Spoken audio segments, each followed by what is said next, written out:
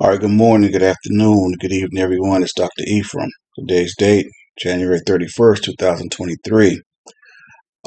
This lesson today, what I want to get into is I'm going to use my personal DNA data that was taken 8 years ago.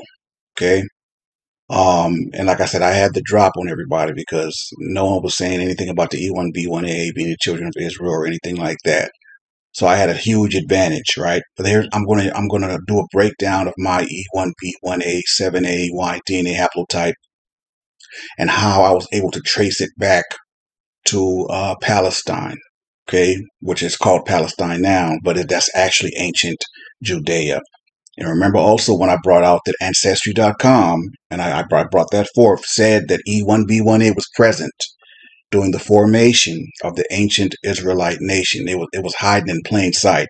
So, if we just saw that and, not knowing what we know now, it wouldn't mean anything to us really, right? But knowing what we know now, the majority of us, by him saying, by Ancestry.com saying that, or was it DNA.com? DNA, either one, either way, I brought it out. And by them saying that, they basically told the truth, um, you know, maybe by accident or whatever, because of E1B when it was present during the formation of the ancient Israelite nation. Come on, man. We aren't stupid, okay? That means that E1B1A is Israel. Why else would we be there? Right? And I know I keep saying that, but seriously, like it was hiding in plain sight all this time. But see, the lies have to stop now because see, we have DNA now, man. DNA kills everything. It shuts everything down. All these different people lying about them being Israel and, even so-called Negroes, claiming to be Israel, whatever. Okay, well, you're Israel. Well, now you can reckon your genealogy and prove it by your DNA. I don't want to hear nothing about nothing. Anyone can say anything. Doesn't make it true. The Bible says all of Israel has to reckon their genealogy, right?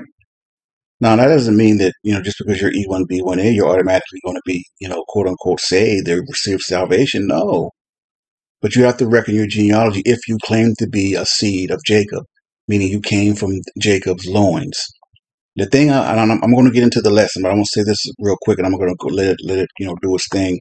But the thing about me being the prototype for pretty much all of us, E1B1A, there's a history attached to E1B1A7A, right, which is my haplotype, and I believe strongly to be the tribe of Ephraim, right. There's a history, an oral history with that, and that's not the same for all the other tribes of Israel, but with this one it is. I think it's by design too, but either way, the E1B1A7A, they fled from that area, that region over there in Palestine, and they ended up in northern Africa, which is Morocco. And the E1B1A7A, the Arab Muslims were trying to force them to convert to Islam, and they refused, and then they left there. They left Morocco, and then they ended up in Yoruba in West Africa. And when they got there, the people that were there, they called them a strange people, Emo Yokaim, and asked them who they were, and they said, "We are the children of Ephraim." That's the oral history of the E1B1A7A. So I'm going to say that, but let me go ahead and do this lesson. Y'all can see me the breakdown because it's not like this anymore, and I knew they were going to change it. I knew they were. I knew it. So I'm gonna go ahead and use my data and break it down for all my E1B1A brothers and sisters worldwide, and this is what it is. All right.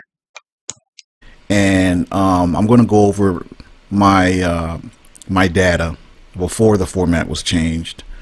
I mean, wow. And I saw this coming. I really did. By God's grace and mercy, January 3rd, 2015, when I released that video, when it blew up like it did, I knew it was coming. I knew that, that this information was going to start. I knew that the trickery, if you will, was going to start.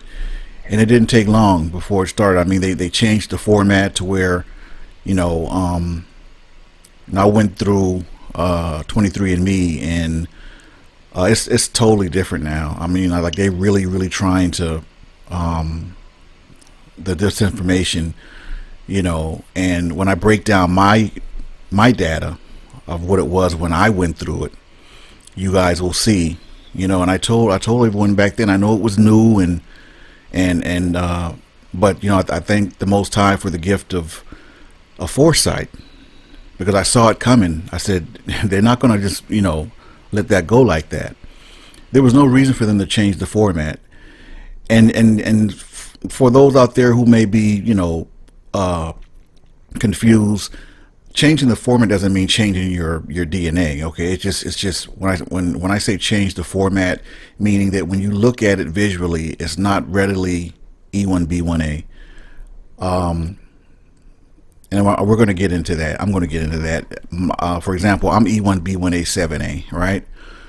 When I took my test, it said that. Now, the E1B1A7A, now it says EP252, I believe. There was no reason to change that. Absolutely not, other than to confuse or dissuade people from, you know, with the whole E1B1A movement. If E1B1A wasn't true or that big of a deal, why would they go through those links to change the formats and take out the global populations, you know, clearly, you know, saying that, you know, the populations that was compared to my DNA was in the Middle East, quote unquote, in Palestine. I'm going to get into all of that.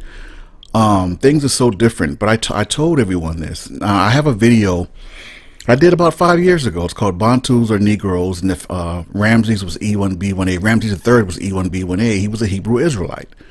That video is pretty comprehensive, and I definitely recommend you guys going to that after you listen to this one. When I go over my personal DNA data, definitely go and check that video out, because I saw it then 5 years ago, right? And so yeah, a lot to unpack, but let's get it. Starting off with my DNA data. All right, as you all can see, you know, 6 years ago, back when I first took my DNA test, remember, I took a couple of them for continuity's sake, right? I did one with I believe it was Family Tree or Ancestry.com, and then I did one with DNA Tribes, was really good. Then I did one with 23andMe. Okay, and what you're looking at, this is a screenshot of what my paternal line looked like 6 years ago with 23andMe, and it clearly says E1B1A7A. Okay, is a subgroup of E1B1A. Now remember, I was at an advantage, because I guess, you know, when they was putting this information out, they had no idea that someone would connect the dots and connect E1B1A to the lost children of Israel, right? So I was at an advantage. I had a huge advantage. So we're going to go over every single thing that I had, because I took screenshots of everything, so that, you know, I have my proof. And the key, one of the things to keep in mind is that when they say that E1B1A is common among Bantu speakers and African Americans, or Negroes. Okay, remember, Bantus are the Negroes that the Zondervan Compact Bible Dictionary was talking about when it said Ham was the progenitor of the dark races, the Egyptians, the Ethiopians, Africans, and Canaanites, but not the Negroes. And I discovered and uncovered that the Negroes were the Bantus. Did a video on that, right? And I said in the last slide, you know, definitely check that out, you know, once this is over. But I gotta get into this, because I mean, I was really, when I logged in and saw what was going on now, I mean, it semi angered me, but I mean, I kind of knew they were going to do this, right? But that's okay, because I have the proof. I have my screenshots of what it was before it was changed. So there you go. Okay, so it says E1B1A7A, subgroup of E1B1A. All right, region Africa, obviously, and remember, and see that whole Bantu expansion, for those who aren't familiar with it, that whole Bantu expansion they continuously talk about that happened about 4,000 years ago, it was basically a Hebrew expansion. That's what it was.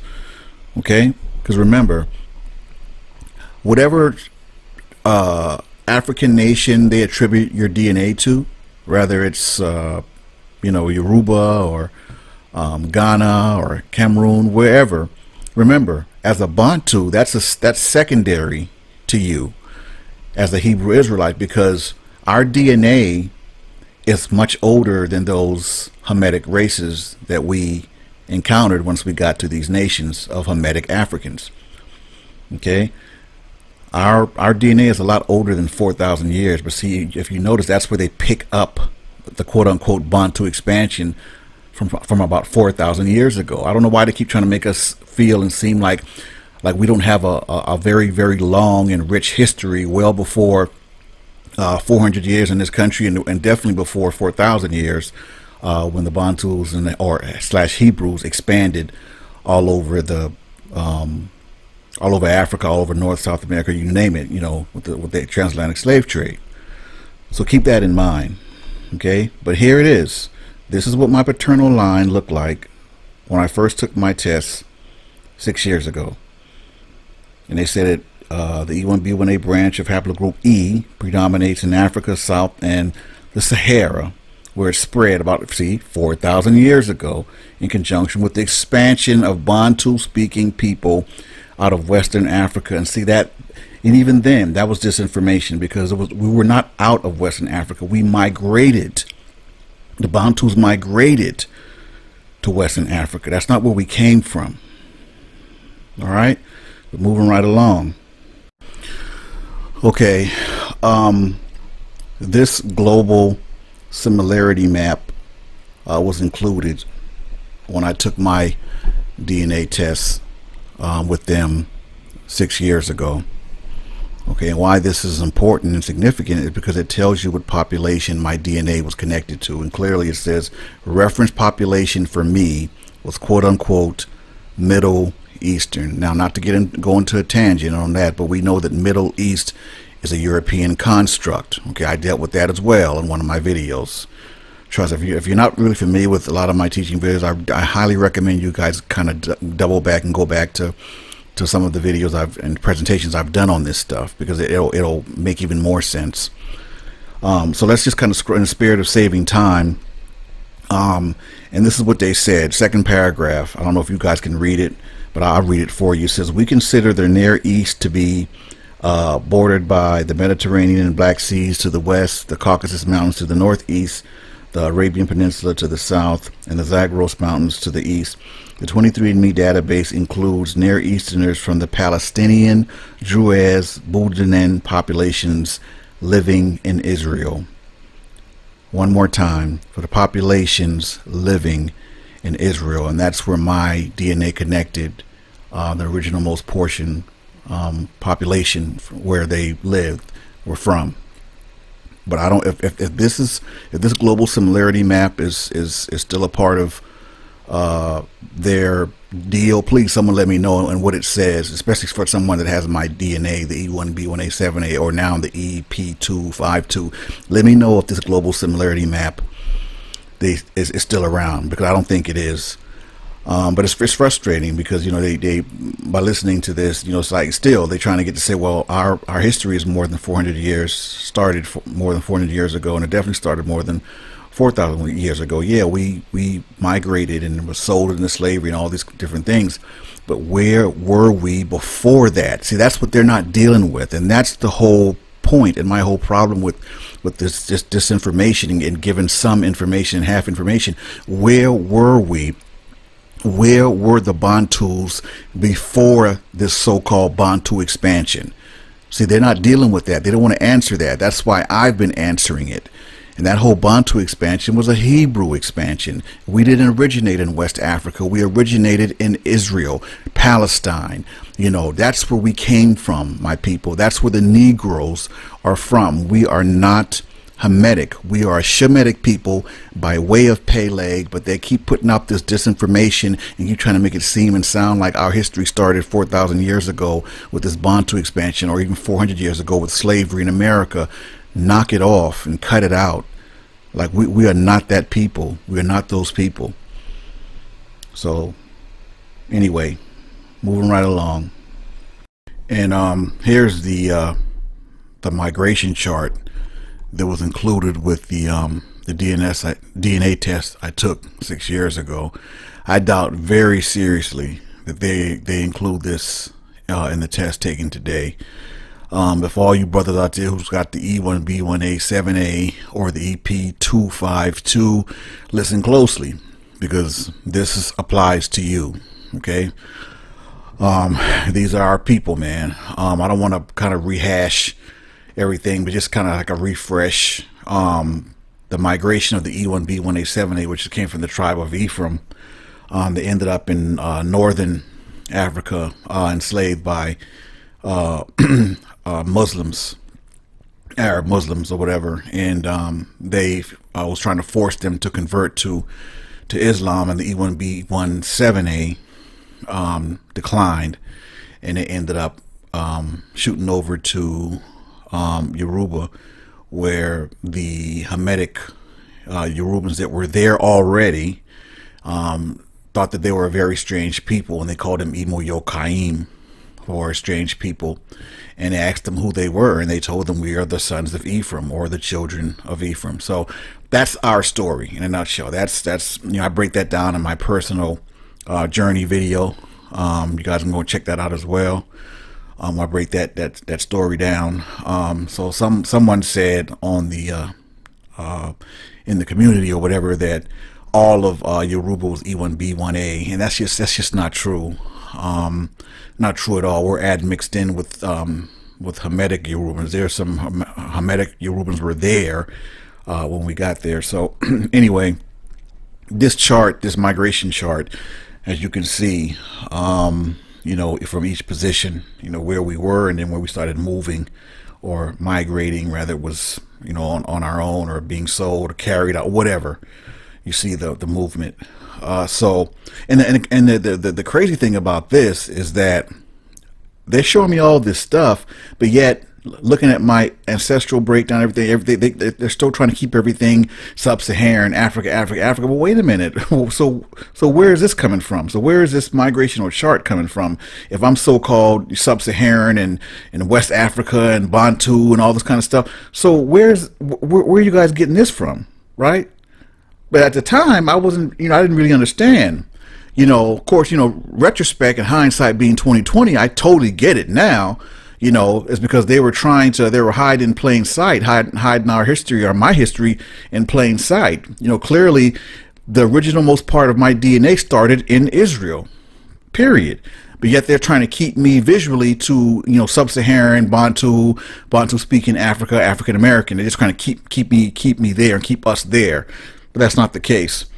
But if by chance this migration chart is still around, please somebody let me know. But I screenshotted mine, so you know I have my proof, man. So on to the next slide. And here's my my maternal haplogroup for my mom, my mitochondrial. She's L3E2A1B. Now the interesting part about that is that L3E is the equivalent of E1B1A7A, but strangely, as you can see, here's the maternal haplogroup, the migration for haplogroup L3E, which was my mom. This is origin. Haplogroup L3E originated about 45,000 years ago in Central or Northeastern Africa. Now frame that. Why that one line is so important is that for some reason they have no problem telling us that the female version of E1B1A started over 45,000 years ago in Northeast Africa, which for you who don't, many of you who don't know or are familiar, Northeast Israel is in Northeast Africa, and I did a video on that, okay, because Israel sits on the tectonic plate. Don't believe the lies about no Asia and Eurasia. That's a bunch of madness. Israel is in Northeast Africa, and this L3E migration that they're giving, they're literally giving us the female version of E1B1A that started in Israel. It originated. They even went as far as to say that it originated about 45,000 years ago. See, they didn't say that about the E1B1A. They kept the E1B1A limited to 4,000 years ago with the Bantu expansion. But with the female version of us, they're telling the truth. See, they didn't even tell us, they didn't even say that E1B1A started in Northeast Africa like they did the L3E. And guess what? The L3E is the female version of E1B1A, my people. See, but they didn't expect people, they didn't expect us to get all that. Right? Because back then, 6 years ago, again, they were hiding in plain sight. So they're giving us this information. They didn't think we would know what to do with it or know the significance of it.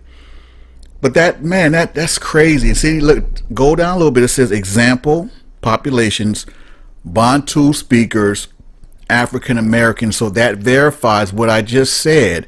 L3E, the mitochondrial is the mitochondrial version of E1B1A, and I'm sorry, excuse me, but they didn't give us all that for the male, for the paternal line. But they're telling the truth and shaming the devil here with the L3E. They're telling you L3E started 45,000 years ago in Northeast Africa or Israel, basically, and then to drive it home, started to spread south with a migration of Bantu-speaking people over the past 4,000 years. Right. This is a trip. So that's important. All right. In the spirit of saving time, I'm trying to just kind of refresh some of these things I've already went over. But on to the next slide. So fast forward 6 years, and now my E1B1A7A is EP252. And again, my people, there was no reason for them to change the visual of my Y DNA haplotype. Absolutely none. I believe this is what they've done is a direct response to the whole comprehensive E1B1A video and movement. And now they're trying to say that E1B1A is what does that say? That we share an ancient paternal lineage with Pharaoh Ramses III. I mean, just disinformation. That's just not true. And when you guys go check out that Bantu video I did, but I'll tell you basically what I said there. If Pharaoh Ramses III was actually E1B1A7A, either he was an actual Hebrew Israelite genetically and living as an Egyptian, or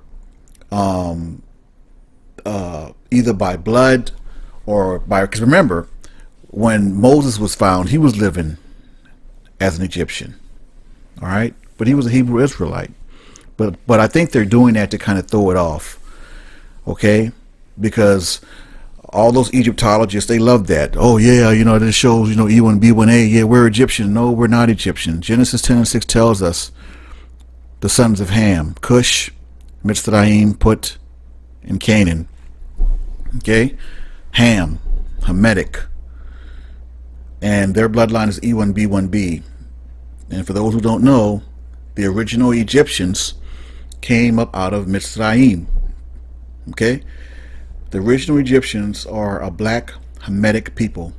Ham, the youngest son of Noah, born about probably about 96 years before the flood, yada yada yada. He became the progenitor of the dark races, not the Negroes, but the Egyptians, okay? Ethiopians, Libyans, and Canaanites. Okay, my people, we are not Egyptians. Yes, we were captured. We're in the land of Egypt for 430 years before Moses was brought forth to lead us out and all that. But we are not Egyptians. Yes, we're connected to Egypt. Yes, no doubt about that. But our DNA tells us who we are. The Zondervan Compact Bible Dictionary threw us a caveat and said not the Negroes, and I had to discover that the Negroes were the Bantus. Okay, the Negroes were the E1B1A. Here's the Hamitic data, DNA data for the children of Ham, Cush, Mitzrayim, Put, and Canaan. Okay, and I don't know if you guys can see that. Let me come and make it a little bigger. Let's see here. E1B1B. All right, virtually no E1B1A for the bloodline of Ham. Okay, the DNA does not lie. Men lie, but DNA cannot lie. Now, DNA may give you a result that you don't want or want to accept, but your DNA is going to reveal the truth, whether you like it or not. And rather, whoever likes it or not, black people, we are not Egyptians. We are not from the bloodline of Ham. That is genetically false, and I've proven that time and time again. And I see that with the disinformation, they're hanging on to the, that they're trying to change the narrative, say, oh, you guys are connected to Ramses, trying to throw it off like, so black people think, oh, so we must be Egyptians. No, we must not be. We're not Egyptians. Okay, and if Ramses was E1B1A, he was a Hebrew Israelite fronting, or his mother had an affair and his daddy didn't know. One of the two. One of the two. All right? Because either he was a Hebrew Israelite and raised as an Egyptian, or his Egyptian mother was getting it in on the low with a Hebrew Israelite man, and his DNA outs him as a Hebrew Israelite. But I believe they have that connected to that because they want black people to think that they're Egyptian, and that takes us away from being Hebrew Israelites, man. Egyptians enslaved us. Okay, the Muslims enslaved us. So-called white Christians enslaved us. Like, I mean, we can go on and on through all the captivities of the children of Israel, right? So, I think it's a ploy to throw us off. We know we're haplogroup E, right? You can see the tree, haplogroup E. There's several people that come up under the tents of Shem, but we are of the chosen seed. Okay, E1B1A is God's chosen nation. He said he was going to choose us above all nations, right? So yes, there are several dark people that fall under haplogroup E. However, there's only one people that's a children of the promise, or a children that has a covenant with the Most High God of Israel, right?